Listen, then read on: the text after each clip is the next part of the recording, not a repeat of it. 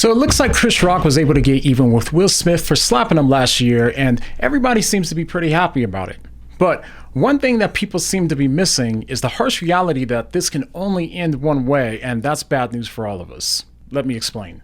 So during Chris Rock's Netflix special, he didn't pull any punches when he accused Will Smith of practicing selective outrage for when he attacked him last year over a joke that Chris made about Will's wife Jada. Chris said that rather than Will being mad at his wife for having an affair with his son's friend, Will chose to slap Chris in a fit of selective outrage. Chris also goes on to deliver Will a series of insults, including making jokes about how pathetic Will is for letting his wife interview him about her affair. Insult after insult, Chris definitely chose to hit Will where it hurts, but here's where things get interesting. What Chris said in his bit was met with applause from people all over the political spectrum, who all seem to be proud of Chris for getting back at Will. Chris Rock shreds Will Smith.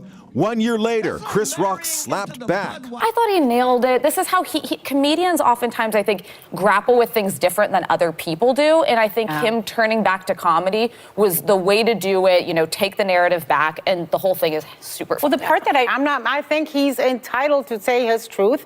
I'm even happier that he's making money out of it. How do you think he handled it last night?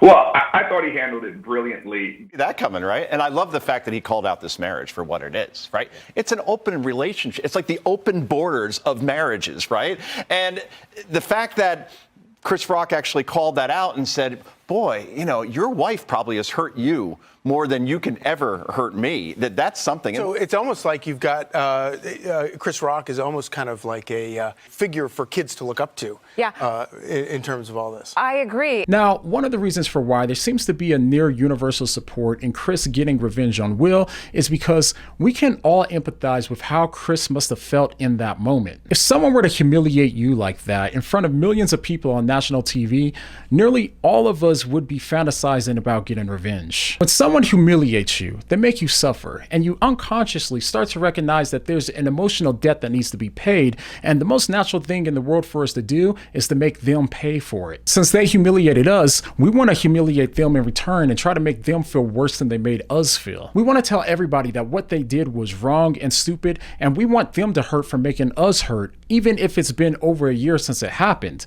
Because as this commentator states, Now, I saw a couple comments because, you know, I live off the Instagram. Right. And they were just saying, like, why is he still talking about it? It's a whole year later.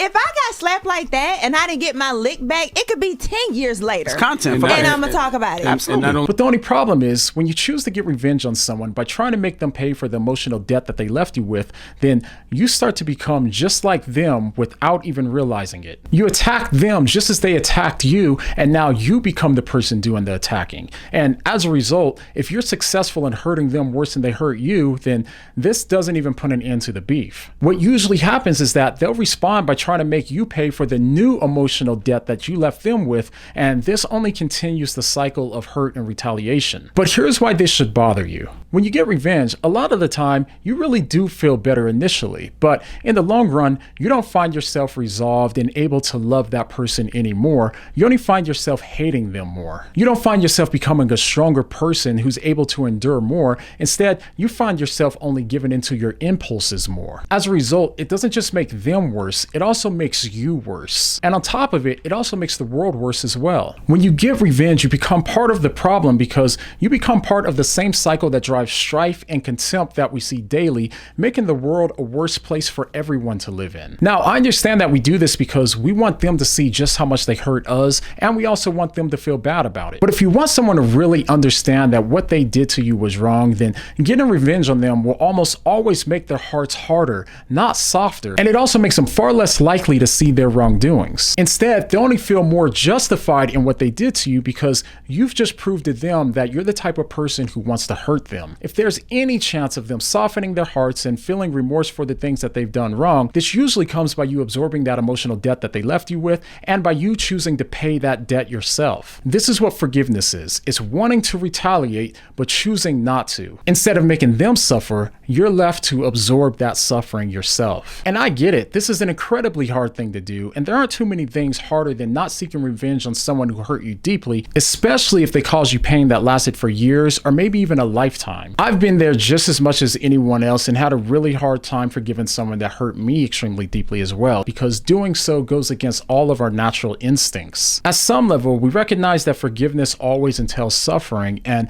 we feel as though we've already suffered enough. But in order to open their eyes and in order to keep evil from spreading in this world, you have to make that difficult choice to absorb the debt yourself, even though they don't deserve it. And to most of us, this sounds flat out impossible. But for those of us that are Christians, this can be easier when we think about the central message at the heart of Christianity. If anyone had a reason to retaliate to unjustified pain, it would be a person that never did a single thing wrong. Someone who, even though they harmed no one, they still became the object of torture. As Jesus was being tortured to death on the cross, and as Peter says, Christ suffered for you, leaving you an example that you should follow in his steps. He committed no sin, and no deceit was found in his mouth. When they hurled insults at him, he did not retaliate. And when he suffered, he made no threats. Instead, he entrusted himself to him who judges justly. Now, I want you to grasp the significance of that passage.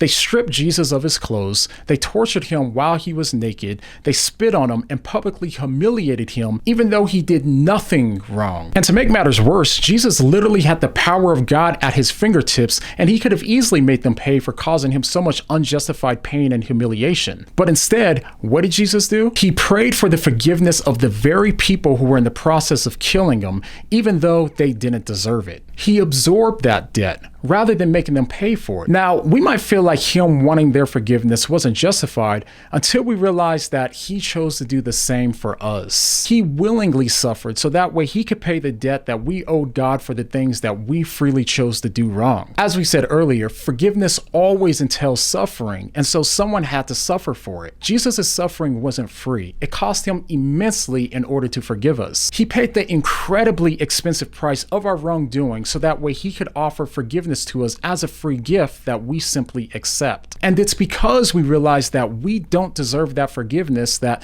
we can forgive others who wronged us and don't deserve our forgiveness either. So with all this in mind, should we really be celebrating Chris Rock getting revenge on Will Smith by humiliating him? The part of us that feels vulnerable certainly will think so, and I think at some level, most of us can understand that impulse. But if you think deeper about it, there's really only a couple of potential outcomes when you seek revenge, and you really don't want either outcome. So a far better response would be for us to forgive those who hurt us and forgive our enemies, just as we've been forgiven for when we've hurt God while we were also his enemy. So now when it comes to you specifically, who is the person that wronged you more than anyone else in the world? Who do you find to be the hardest person to forgive that you can think of? And once you have that person in mind, think.